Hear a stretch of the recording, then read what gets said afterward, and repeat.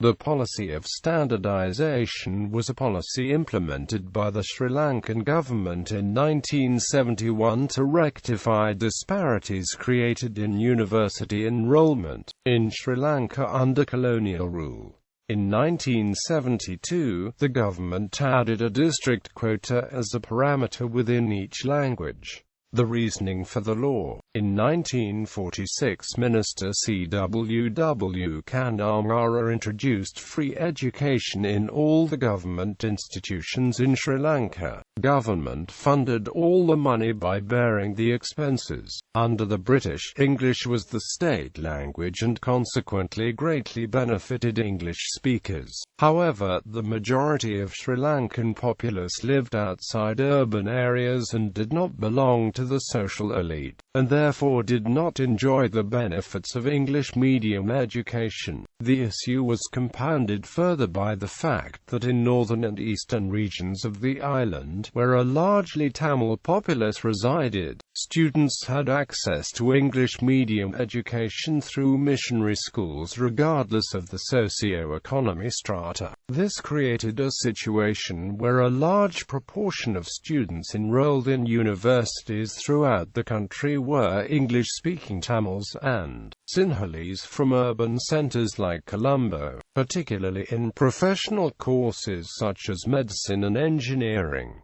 The implementation of the law. The government policy of standardization in essence was an affirmative action scheme to assist geographically disadvantaged students to gain tertiary education. The benefits enjoyed by Sinhalese students also meant a significant fall in the number of Tamil students within the Sri Lankan university student populace. University selection of 1971 was calculated based on language they-sit. Numbers of allocations were proportional to the number of participants who sat to the examination in that language is guaranteed before the exam. Tamil share was dropped to the proportion of the Tamil's medium students. According to 1971 exam results, a large proportion of the Tamil allocation was enjoyed by Tamils in Jaffna and a large proportion of the Sinhalese share was enjoyed by the Sinhalese in Colombo. In 1972, government added district quota as a parameter within each languages. 30% of university places were allocated on the basis of island-wide merit. Half the places were allocated on the basis of comparative scores within districts and an additional 15% reserved for students from underprivileged districts. The effect of the law. 30% of university places were allocated on the basis of island-wide merit. Half the places were allocated on the basis of comparative scores within districts and an additional 15% reserved for students from underprivileged districts. In 1969, the northern province, which was largely populated by Tamils and comprised 7% of the population of the country, provided 27.5% of the entrance to science-based courses in Sri Lankan universities. By 1974, this was reduced to 7%. However, the hardest-hit population group were the urban Tamils and Sinhalese in the western province, which contained 26% of the island's population.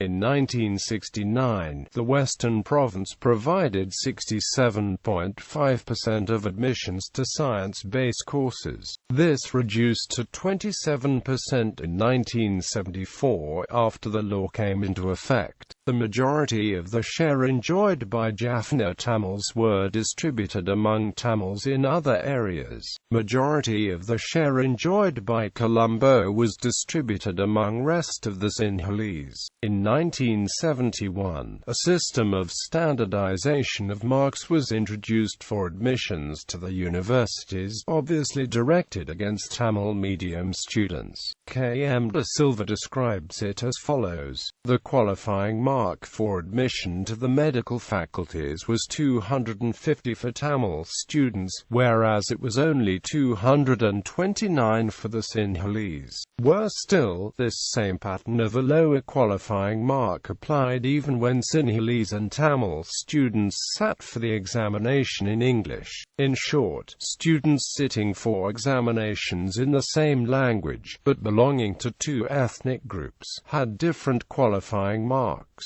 He observes that by doing this in such an obviously discriminatory way, the United Front government of the 1970s caused enormous harm to ethnic relations. This was not the end. In 1972, the district quota system was introduced, again to the detriment of the Sri Lankan Tamil people.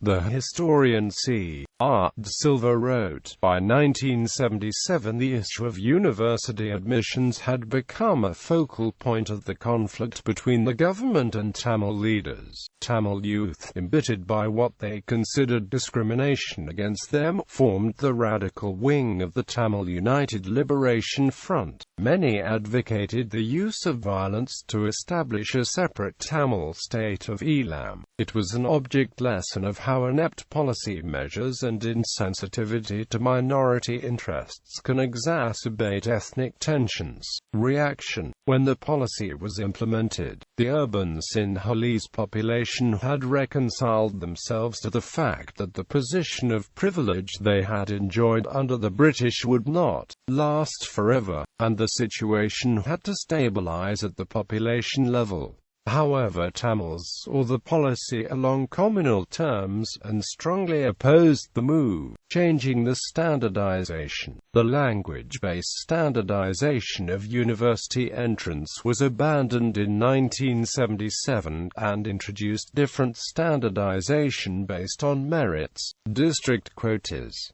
80% of the university places were filled in accordance with raw marks scored by students. The remaining 20% of places was allocated to students in districts with inadequate educational facilities.